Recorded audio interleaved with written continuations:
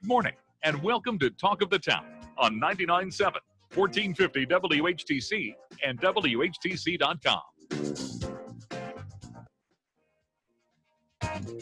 Get my microphone on. We welcome you to the WHTC Talk of the Town program for this Tuesday, June 16th. I'm Gary Stevens.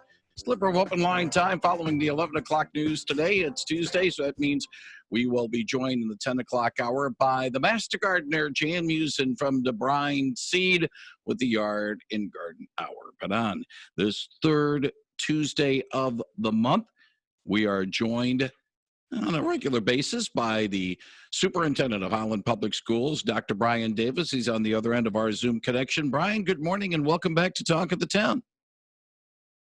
Make sure you're unmuted there, so we can get you. Sorry about that. Good morning.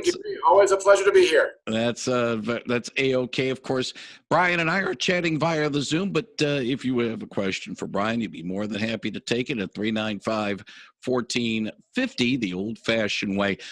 Normally, under normal circumstances, we usually chat with Brian the morning after a board meeting, which is always on the third Monday of the month. Has that routine kept going? And if so, what things did the board address last night?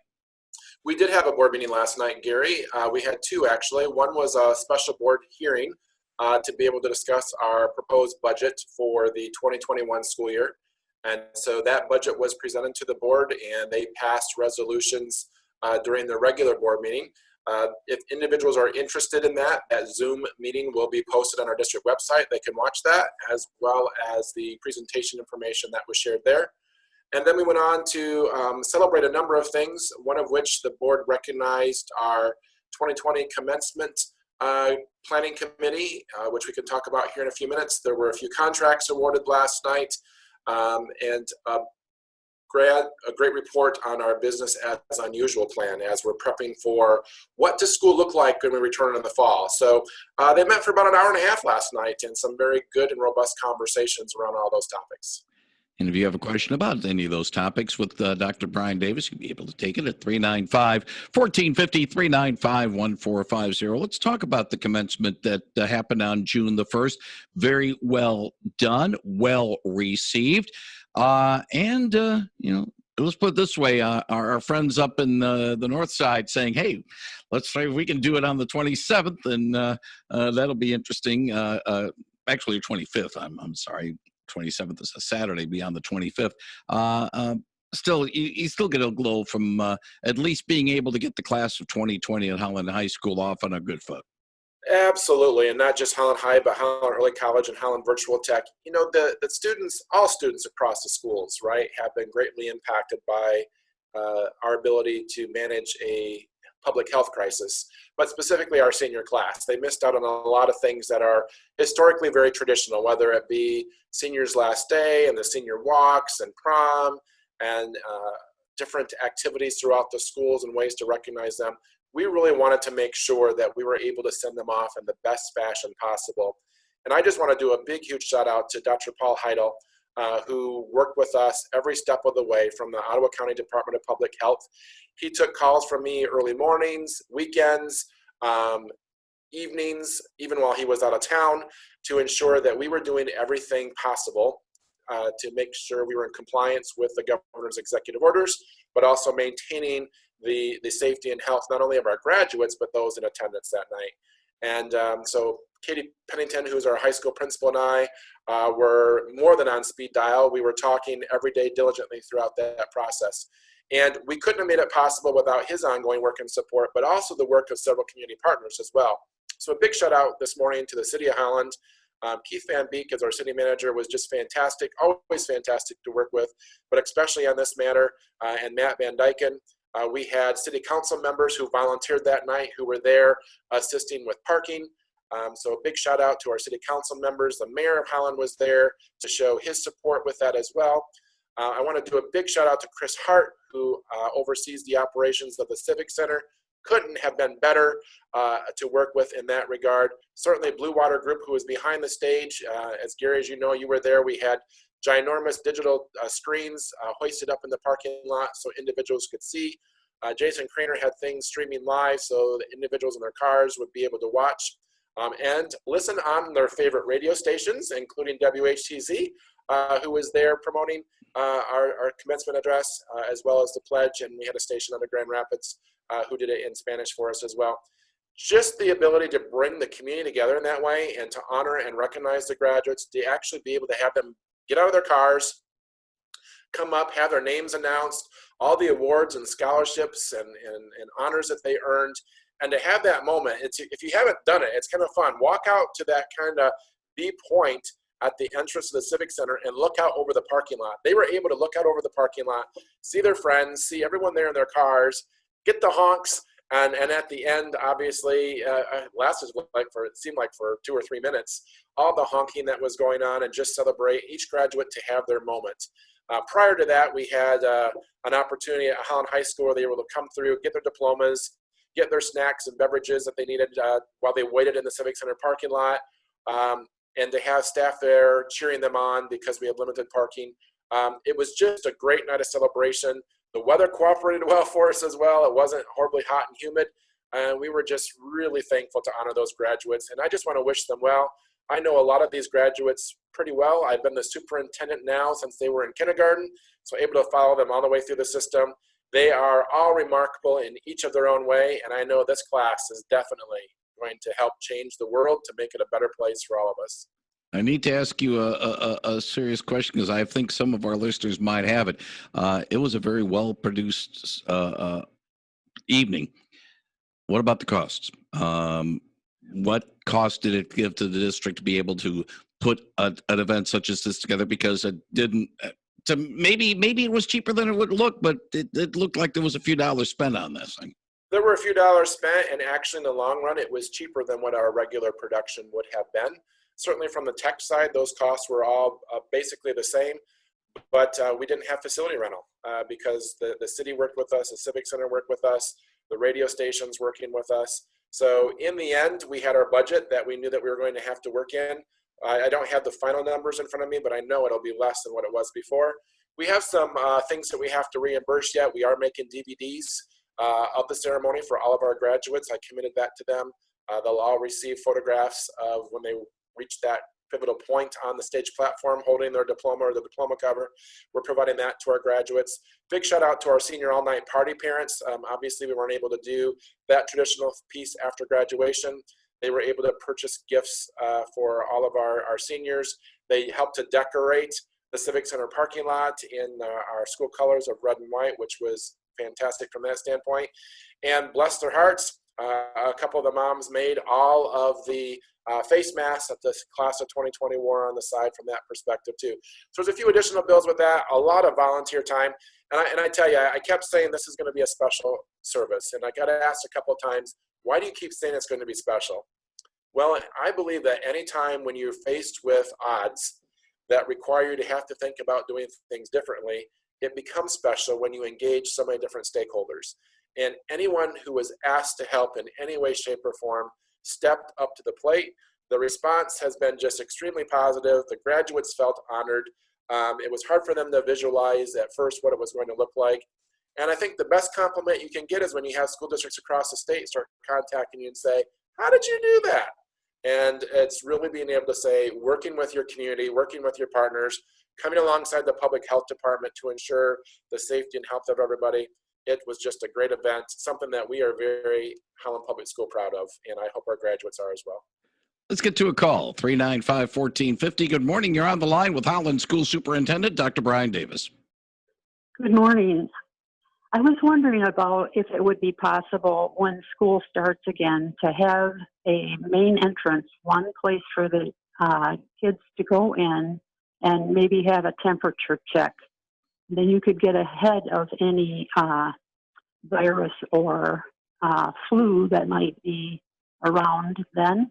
And also maybe have at the same point a metal detector to, secure them against anybody that might have a weapon. A couple of ideas there, Brian. Yeah, we actually have a business as unusual plan that is made up of 5 different subcommittees that's being championed by my cabinet team members. There's over 100 community members, stakeholders, parents, staff members engage in that process. One is working on building infrastructure. We have members from Holland Hospital and our school nurse team who are on that as well. It sounds simple in idea of taking the temperature of every single person. However, I've been at some of those locations recently who are doing that, and it creates about a 2 to 3 hour bottleneck of time. If you think of 1,000 students being able to get into the high school, a single point of entrance with one temperature check with a scanner, by the way, which are on huge back order demand right now, obviously, for any industry that's looking at doing that. It sounds great in concept. In practice, it's challenged, but we are looking at how that might be done to do screenings of students with temperature. How might those be done at home? And I think we have to keep in mind that it's not just the COVID-19 that causes a temperature. The basic flu or symptoms or other illnesses can cause a temperature. So how do you establish protocols and practice to be able to ascertain, is it related to the COVID-19 or is it some other illness? With respect to metal detectors, I'm pleased to say that we live in a city and a community and a school system where we don't have to worry about metal detectors for our students in our schools. We have students who keep our schools very safe. They're conscious of that. They understand our no weapons free zone.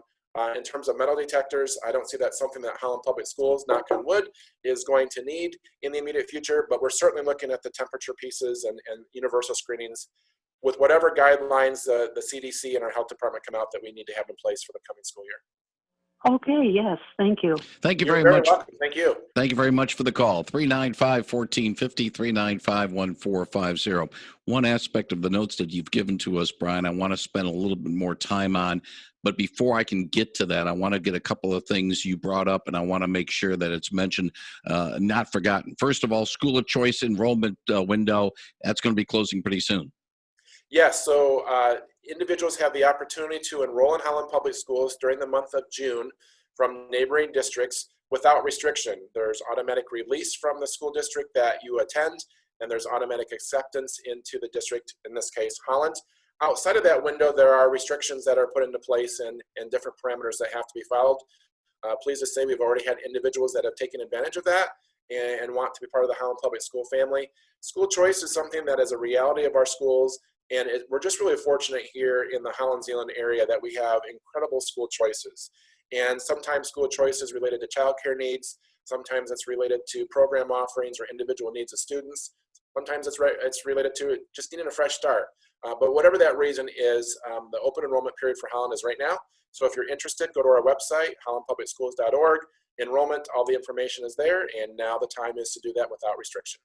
And another point I want to bring up, yesterday, Holly and I got our applications for the absentee ballots in the mail from Ottawa County Clerk Justin Roebuck's offices, and that reminds that the Holland Public School District had a vote scheduled in May.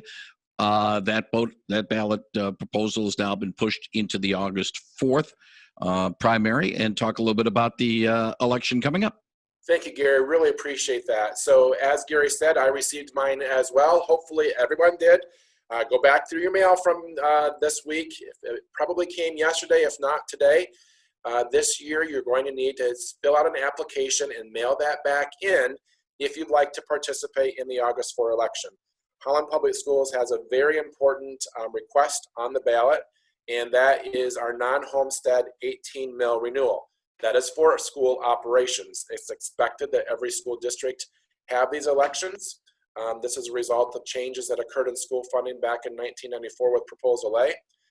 This does not impact a homeowner's primary residence where they live. This is not a tax increase for you.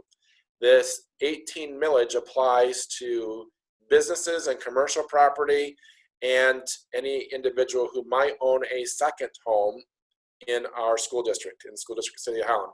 So if this is just your primary residence, this is not going to impact your taxes for the next coming year. We are, however, asking the voters to renew that for a 2-year period of time, and also to restore and do a Headley override. And what that means is there was protection that was placed in the U.S. Constitution for homeowners that if property tax values increase greater than a rate of inflation or vice versa, how can we protect the homeowners in terms of the overall property tax value. That's been taken care of, and then there's a clause that impacts then businesses as well. And what's happened over time, our property tax values have risen greater than the rate of inflation. So by constitution, they roll that back down from the 18 mills. We're currently, for this summer tax collection in the city of Holland, at a roughly 17.3 mills, which equates to about a $450,000 loss in revenue. So we're going to be asking the voters not only to forward our 18 mill non-homestead collection for the next 2 years, but to restore it back up to the voters already approving it prior to 18 mills this summer. Again, that only impacts commercial, business, industry, and second homeowners, does not impact your primary residence.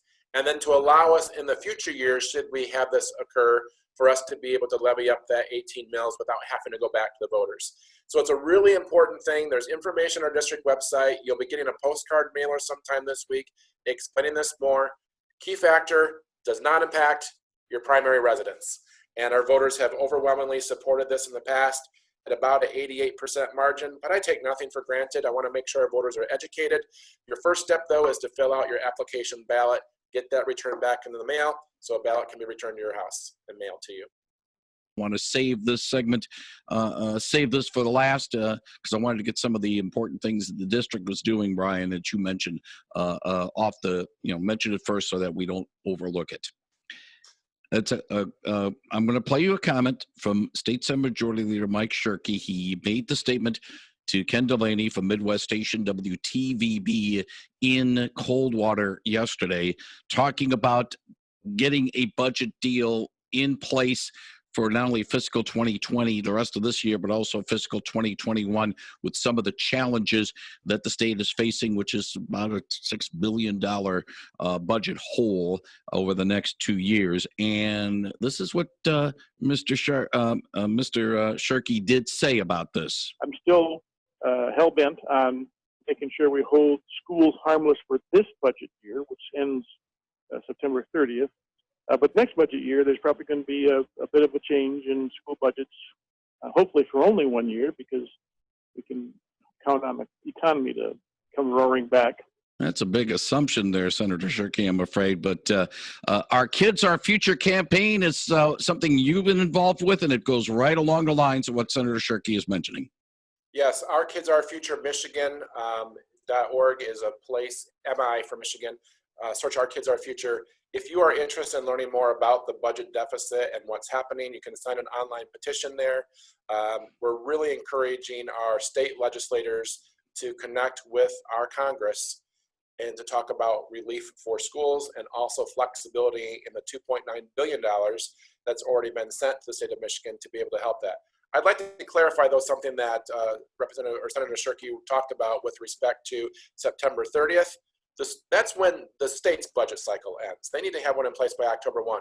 Mine ends on June 30th. So the discussion about being, to use his words, hell-bent on protecting us for this year, that's great because everything's been spent for this year. And to go back and say, okay, now we have to reduce what they're talking, that could be approximately $685 per kid. There's no way to reduce that. That's already been spent. Under the governor's executive order, we were unable to reduce any wages and benefits and to lay anybody off during that period of time. I'm glad we were able to protect all those employees, but not everyone worked the same as they would have during that time. And so that created a challenge for us. But as we look at next year, he's exactly right. With the anticipated $1.2 billion less than just a school aid fund as we move forward, this is going to require significant shifts in the way that schools provide programming. About 85% of a school's budget is related to people. We're a service industry. And the only way you're going to be able to reduce those kinds of numbers, there was an article in the Sentinel today about Hamilton. Holland's in the same situation. Zeeland, West Ottawa, everybody in the state of Michigan is going to be impacted by this. Ours is to the tune of about $3.5 million. And so we're going to have to be able to figure out how we adjust that. The only way we can do this, one, is to look in the rainy day fund of the state. Holland Public has already dipped in and will be eliminating our rainy day fund next year if we have to, and that still doesn't cover it. But this is the ironic piece, Gary. During the auto recession that we had in Michigan, and which turned into a great recession across the country, In 2008-9, trillions of dollars were provided from the federal government to support states, and about 18% of that money was allocated to support public schools. Under the current administration, with COVID-19 and the global pandemic, again, trillions of dollars have been allocated out to the states, but only 1% has been allowed to be used for schools. 1% of all that allocation. Significant difference in policy and practice from the federal government in the way to which those funds can be utilized. I call upon Senator Victory and Representative Slaw and Representative Lilly and all the individuals in this area to really work closely with our Congressman Peters and Stabenow, to be able to say, federal government, we have to provide the flexibility for our schools. We have to be able to generate more resources to bail out our schools across the country, not just here in West Michigan. This is our kids, our schools, our future. And I'm really disappointed, honestly, that they're not doing it right now. I'm in the office working. We had to develop remote learning plans on the turn of a dime to be able to keep school in session. I know the 4th of July holiday is coming up. I know we all want to be able to take time to celebrate that. But every effort, every minute, every hour right now should be spent on how do we balance this budget, not only at a national level, but at a state level. Because if we don't, there will be significant changes that impact all of our schools next year. And we want to make sure that our kids receive the best education possible. So if you're a listener, go to Our Kids, Our Future, MI, on the web, and you'll be able to see a lot more information there. I was on NPR radio this past Saturday talking about this deficit, things that we need to do, and the impacts. It's a great concern of everyone. And that's why the operational millage that we have coming up in August, on August 4, is so critically important as well to our school operations. There are big challenges ahead, and I don't envy the legislators at the state or federal level of the decisions that they have to make. But schools are in limbo right now. We passed our budget last night without knowing what our allocation is going to be at all for next year or not. And it makes for a very different and challenging situation for schools across the country.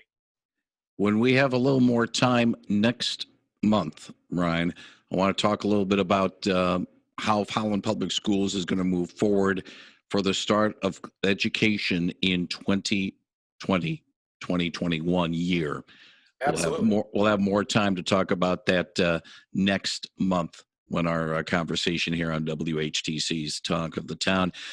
Again, we'll put the link to the Holland Public Schools webpage when we have the podcast of our conversation, the audio of which will be on our website at WHTC.com. We'll put that up during the news break. Our video of our Zoom conversation with Dr. Brian Davis will be available. We'll put a link on that a little bit later on today. Brian, as always, we appreciate the time. We thank you for joining us on WHTC's Talk of the Town. Wish you a very happy and safe 4th of July holiday, and we'll talk again next month. Sounds great. Thank you. Thank you very much. That is Dr. Brian Davis on 99.7 and 1450 WHTC. Coming up on the WHTC Talk of the Town program, we will be joined by the Master Gardener, Jan Musin from the Brine Seed, following CBS News with Deborah Rodriguez and WHTC News with Peg McNichol. Patty Vanderberg will be joining us at the bottom of the hour with What's New Around Holland on 99.7 and 1450 WHTC.